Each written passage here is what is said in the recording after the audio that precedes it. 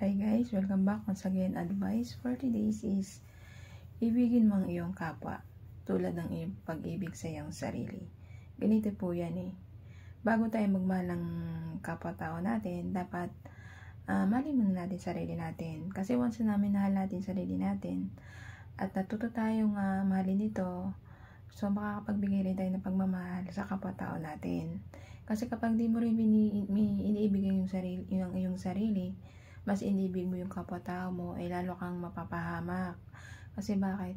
Mas minamahal mo yung mga maling tao na hindi naman nagmamahal sa'yo ng totoo.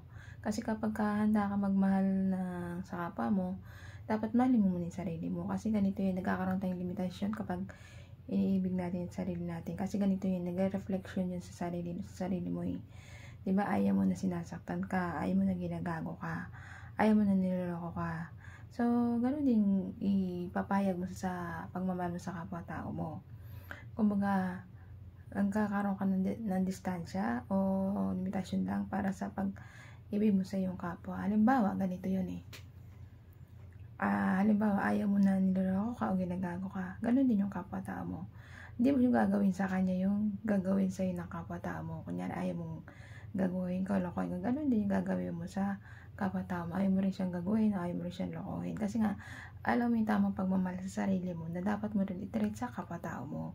Ganun po yun. Kasi kapag minamahal mo yung sarili mo, mas binibigyan mo rin ng pagmamahal yung kapwa mo. Kapag maganda yung trato mo sa sarili mo, na pagmamahal mo sa sarili mo at pag-aalaga, ganun din may reflection mo dun sa makakatuwang mo sa buhay o dun sa kapwa-tao mo na pwede mo i-share ang pagmamahal mo sa kanya kahit hindi man na pag-ibig o relasyon. Kumbaga, kapag nakakita ka ng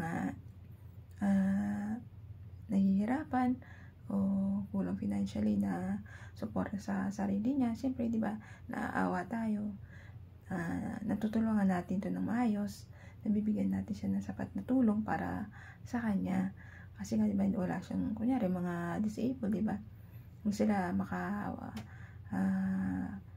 maka-work ng maayos dahil sa kaligayahan ng mga buhay nila. Pero may mga disabled din naman na nakakapagtrabaho ng maayos at nakakakuha ng gandang trabaho na dahil sa katalinuhan nila. Hindi naman hadang sa mga physical nilang anyo, pero nakapaghanap po sila. Pero mga iba talaga na yung mga disabled na hindi na talaga walang kakayahan na talaga maghanap buhay, di ba? Yun, pero natin tulungan yun. Tapos yung mga bata dyan, di ba, sa lansangan, napabayaan ng magulang, matatanda, lalong-lalo na, di ba, wala na silang kakayahang lakas na maghanap buhay, pero pupursige nila maghanap buhay para sa sarili nila, para mabuhay sila.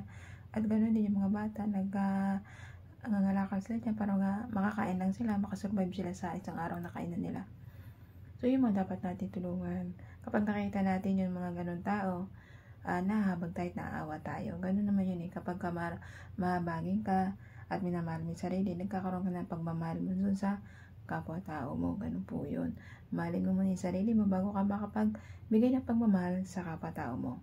Hanggang dito na lang po aking advice. Ingat po tayong lahat. And God bless.